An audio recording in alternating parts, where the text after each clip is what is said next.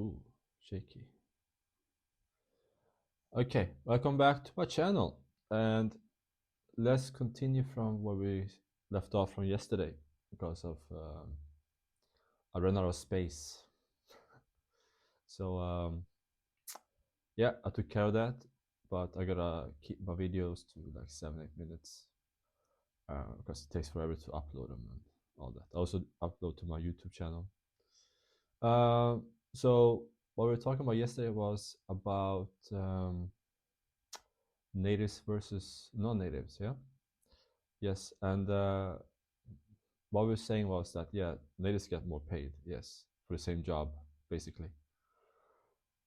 Uh, and we were talking about that not being right, and I'm a non-native speaker myself, like most of you can probably hear that, but it doesn't justify it because you're doing the same job for the same money. If you teach on, I would say on a kindergarten level or first, second, third, even up to sixth grade, it should be fine. It should be, as long as you have the qualifications for it. I'm qualified to teach uh, those levels, all the way up to the ninth grade, actually.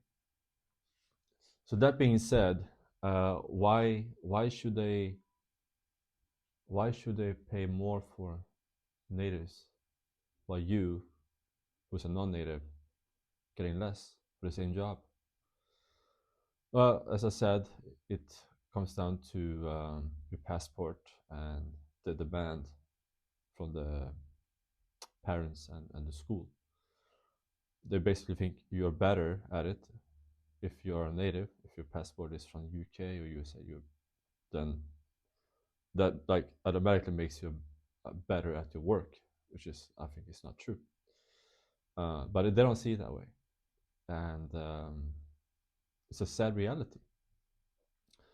Can try to change it. I see a lot of keyboard warriors fighting over this, you know, constantly in the groups. Um, but yeah, it's not gonna change in what I think in a near distant future. It's gonna take time for this to change, if it ever gonna change. I see China is going now with this industry in the with education.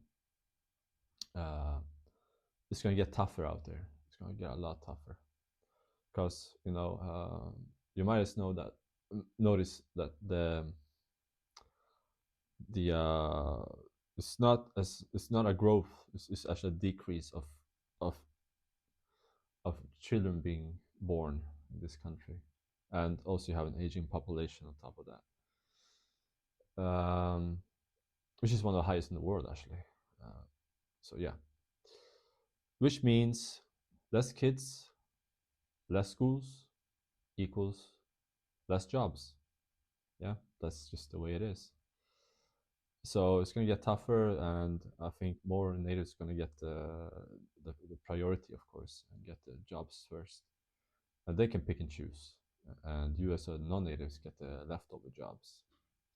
And then again, with that being said, we have now also the I would say white skin versus dark skin. Sensitive topic, but again, it's the reality here. If you are native but black skinned, okay, they might give you a pass. But if you're a black skinned native versus a white skinned native, who do you think they're gonna pick? Yeah, they're gonna pick the white skinned guy or person. So, yeah, what can you do about it? Keep complaining, right? Saying it's racist, whatever. Yeah, it's all that. But you don't only fight with that. You also have what you have working against you here is also ageism. Like if you over, I would say now, I see a lot of jobs. If you're over 45, don't bother to apply. You know, definitely if you're 50, yeah, if you're 50, you're out of it. You don't even bother to apply anything. You know, women here, they can get a pension when they're 55, and men 65. I think it was 50, 55, 55 women and 65 for me. I think that's the when you had the right to apply for a pension. Yeah.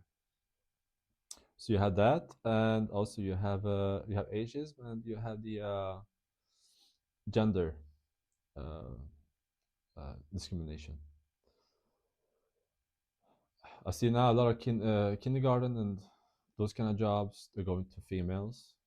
I can understand motherly love and all that type of things comes into play.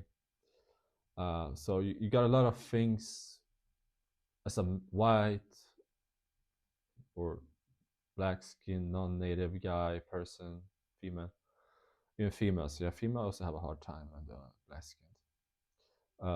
You got a lot of things working against you, you know. So you gotta ask yourself: is it worth coming here? Maybe as a fresh out of the school, you know, you just graduated. Maybe it's good to put on a CV. I tried a year in China as a teacher, but stay here and make a career out of it. I mean, laws here they change quite. They can change quite fast. I remember the 10 years ago something. They changed the business. Yeah, about 10 years ago, they changed the whole visa, uh, how to get a visa, the visa regulations. So I had to get a business visa all of a sudden, like within 2 weeks or something, and it cost me a lot, like 6K or something, 6,000 kwai. So anyway, I mean, it can just change like that, and one day it can just say, okay, now we're not gonna have any foreigners here, like what happened in Rhodesia, right, Zimbabwe. Like out with all the foreigners, you know, you had no rights here. Remember that, you know, in China you had no rights, just a foreigner.